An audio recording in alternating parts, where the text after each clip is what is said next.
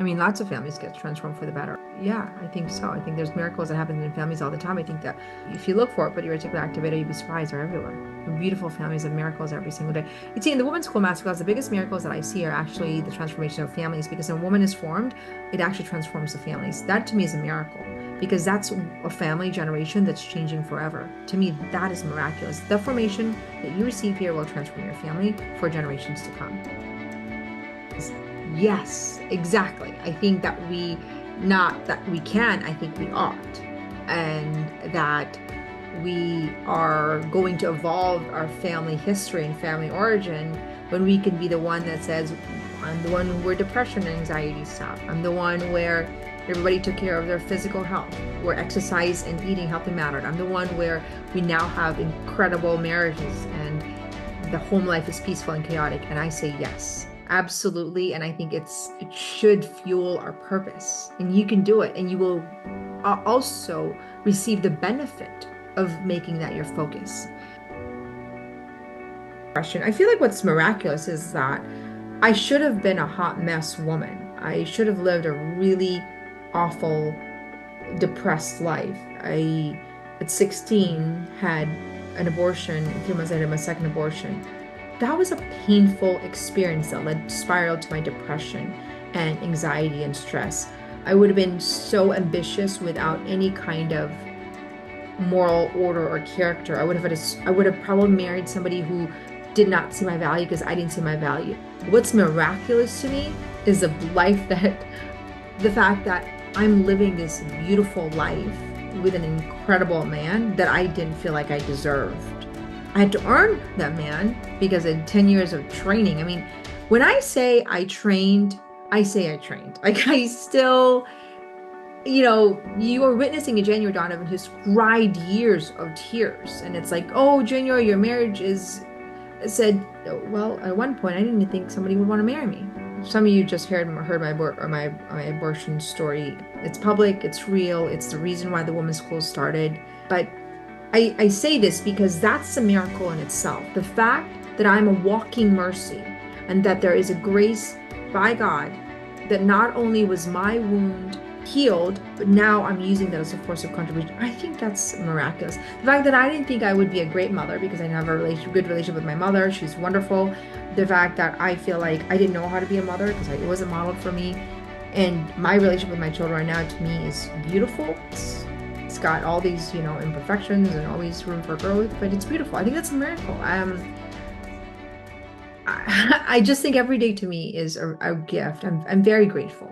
It doesn't mean that I don't have moments of frustration or complain about certain things, but I'm really a grateful, I think, person. I've been a grateful person. I do have permission, give myself permission to feel frustrated because I do have a very hopeful mindset and positive mindset. There's been seasons in my life where I'm like, I just want to give myself permission to be frustrated, but it doesn't mean that I'm not grateful. And I think that we should always live with awareness of what we're grateful for, and also awareness of the season of struggle that we're in, and that's okay. I think that's why our lives need to be inspiring. When I say firm, it's firm in your boundaries, tender in your delivery. That's not always the case, but you could be firm and fluid. You could be fluid, and sometimes you have to be. Let me just give you an example. One of my daughters was being snarky. No, thank you. No snarkiness. And so, I've recalibrated, I've asked her, and I've gently, and finally I was like, you know what? This has got to stop. I will not raise a child, and I will not raise a child that's going to be rude and snarky. It's going to hinder you in life. I had to literally put her back in her place. And she was sort of like making faces. She was so cute, making faces. And I said, we need to recalibrate. We need this week to recalibrate. We need to re-script. And so it's amazing when you give them boundaries and you say, no, thank you. Like automatically, Mom, I'm so sorry. I realize I have been, it's not. I was like, so how does that serve you? It's like, it's not, Mom. I can tell it's going to shut doors for me in the future. I just keep asking her questions, right? So I'm asking questions. So I'm giving her I'm selling her on her future. I'm saying, do you think if you're going to be snarky and rude to people just because you don't get your way, how's that going to land in your business someday or in your boss? And so you're just like, telling as you're selling them by asking them questions and then get them to a logical conclusion. right? And so then she just for some reason had a big event that she really wanted to go to. Her friends were going boating. And so she's like, "Ugh, is there, I mean, what can I do to earn it, Mom?" I was like, "Well, you can't earn it in 2 days." I said, "Mom, I can I please?" And I said, "Your actions tell me." I said, and you did this to me. Like, no, no, you did this to you. I didn't do it to you. You did it to you. Don't manipulate the situation. You are responsible.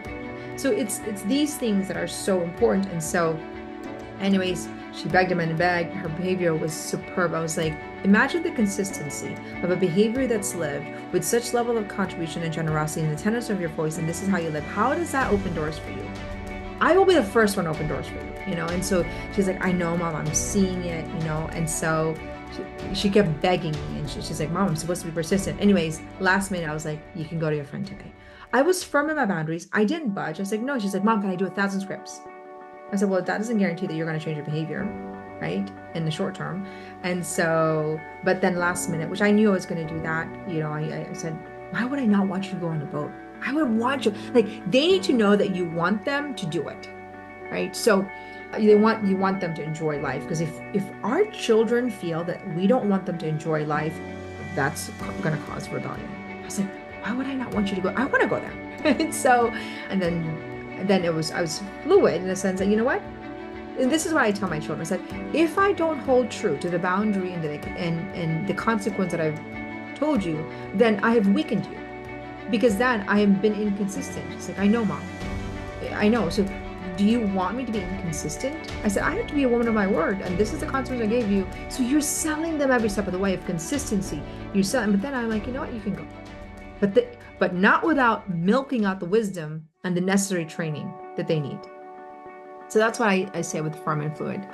With Ryan, I'm firm with what I believe I deserve and respect. I think that it's important that we are firm in, I want to be respectful of our relationship. So I don't want any kind of thoughts in our relationship and discretion. So I think that we're firm in the standard that there needs to be a level of respect. Do we fall? Myself, and yes. And I think that's the grace is being fluid about it. I think there are non-negotiables. If you go back into less in intimacy, they're just non-negotiables, and I think you have to be firm when your husband makes fun of you. Like, it's not okay. It's not. And so these things are important to be firm about it, but maybe fluid in your delivery. Just say, "No, thank you. You may absolutely not treat me that way. That is not acceptable. I will not tolerate it." You don't have to yell at them.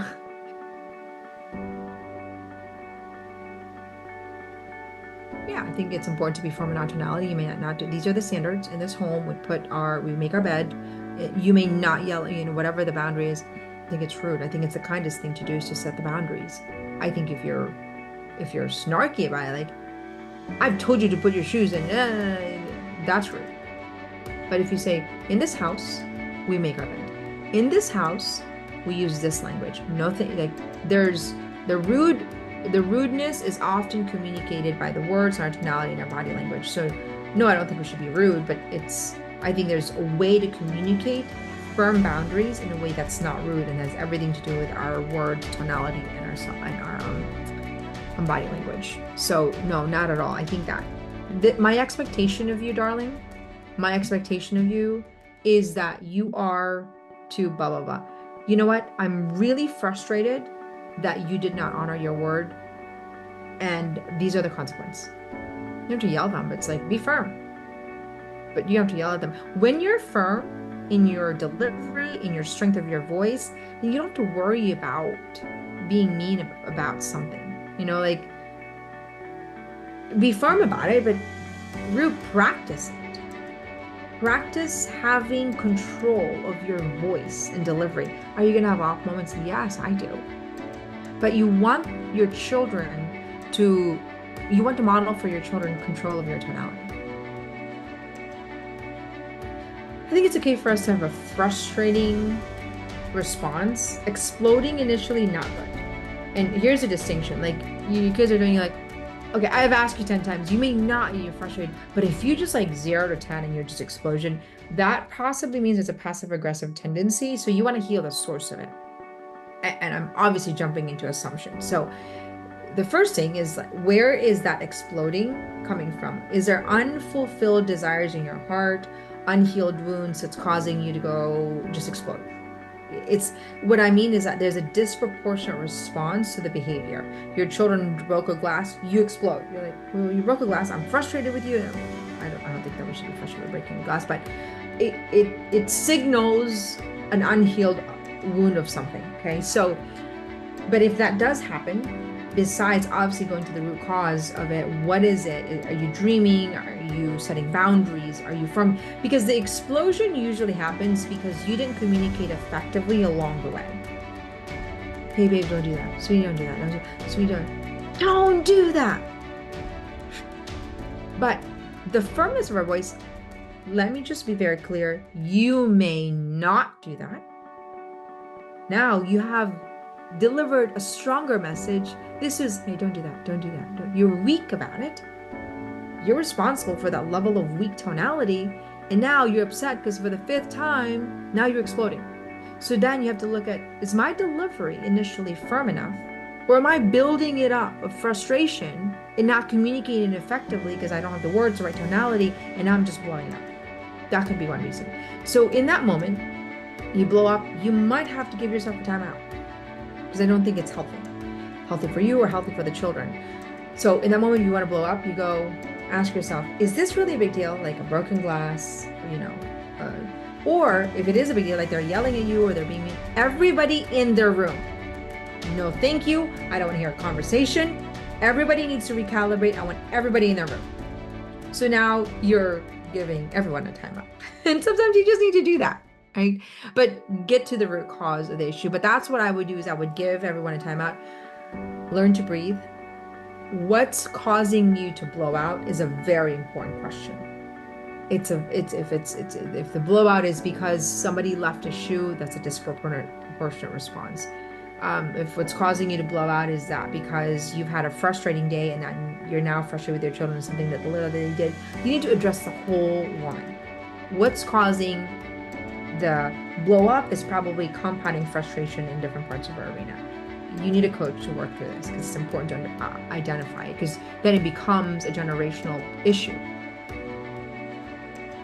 Well, you can still be nice and others are not receptive. You can be like, I'm sorry, these are the options, and then they're rude to you and you say, no, thank you, that is not an option, depending obviously which child or the history of your relationship. If you've tolerated disrespect for a long time, you're going to have a transition time to reset his expectation. He's going to maybe think it's okay, because if you've tolerated disrespect for a couple of years and all of a sudden you're like, this is how it's done, you may not be rude to me. You have to be aware that there's a grace period of him actually recalibrating expectation through your level of consistency, sitting him down and say, nope, this behavior is no longer tolerable. I might have tolerated it in the past and that was my mistake, and it's actually promoting a lesser version of you. You're going to suffer if you're disrespectful, and so we need to recalibrate it, and no, that's not negotiable. Your phone is gone, whatever it is, it's gone. So I don't think that just their response to your boundary has nothing to do with you being nice or not. Like, that's on them. They could just not like it and they're going to be rude to you. My children, when they don't like a response, they might feel, rude about it. And so I tell them, I said, my boundary and the standard that I set, just because you don't like it and you don't agree with it, does not give you the permission to be rude to me. That is going to rob you of the life that you want, because you're not going to get everything that you want in your life. And then you say, well, this is why. You have to be logical. You can't take things away because I said so. Like, that doesn't work. You might use it once a year because I said so, because you know what, right now it's not, but we'll use it once a year. It's your little card. There's a struggle in our parenting. I don't find parenting as a struggle. I always say motherhood is the easiest thing I get to do. And I'm not trying to impress you.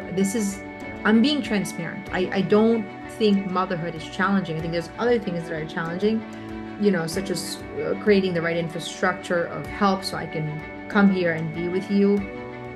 I don't think it's challenging. I think the success that we've achieved with our children, I don't think that they've made it. We never made it. is because maybe of the infrastructure and the environment that we've created for our children. But I think the 60 issue is I think that I don't focus on education and information. I think the focus is formation. I think that it happens because a mother and a father could be at odds with each other, and they're using the child to actually manipulate the situation. I'm not saying that that's always the case. A father and a mother should be united.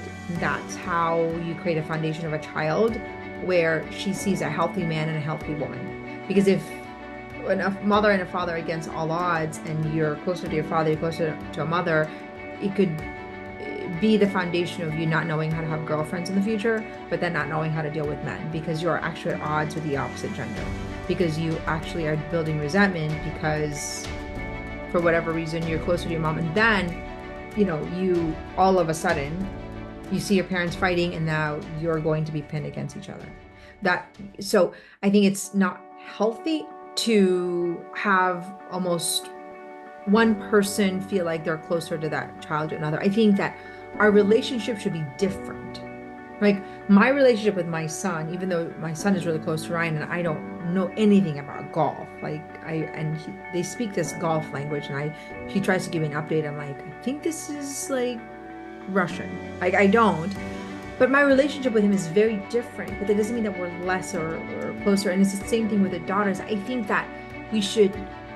The first thing is that they should see that the parents are united. And the second thing is that what a father offers is not going to be the same thing what a mother offers at all, and it shouldn't.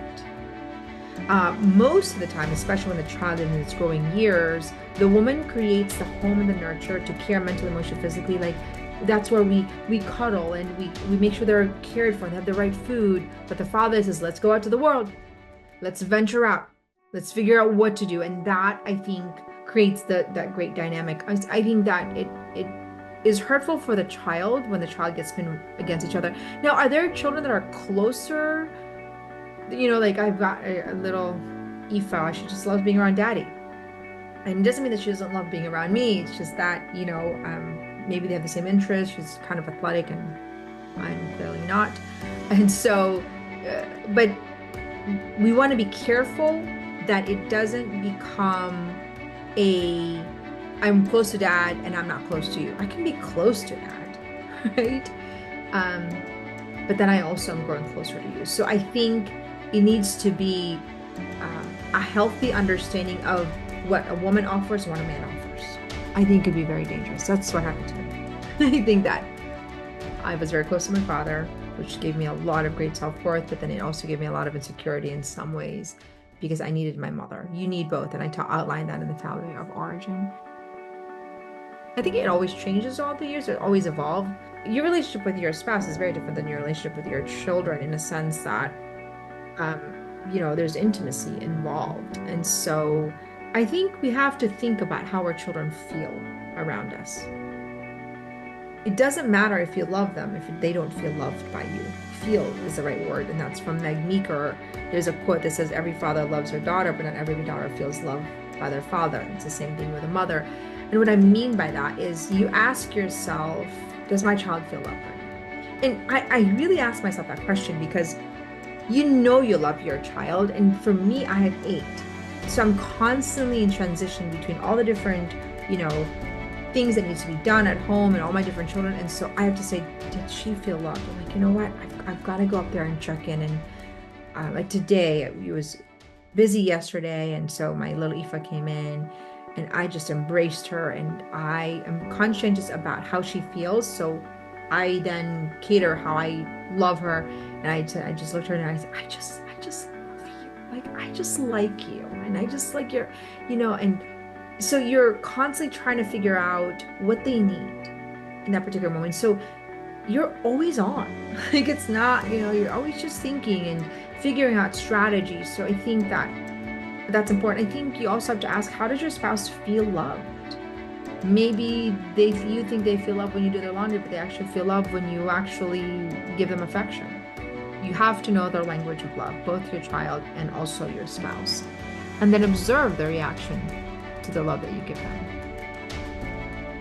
Yeah, I do think that's an option. Silence, it doesn't mean that you, I don't want to give you an advice and say you have to be silent in a situation. It has to be case by case. I said sometimes say, you know what, right now it's not the time to talk. Somebody needs to walk away, depending on the situation. I had to let go of other people's opinion of me. I had to let go of criticism. I had to let go of judgment. I had to let go of my fears. I think that was a big thing for me is that I had to let go of wanting to be accepted by the people I love the most, which is my, faith community. That took a long time. It was challenging. I had to let go of that, but I needed to learn detachment. That was a skill I needed to learn. Uh,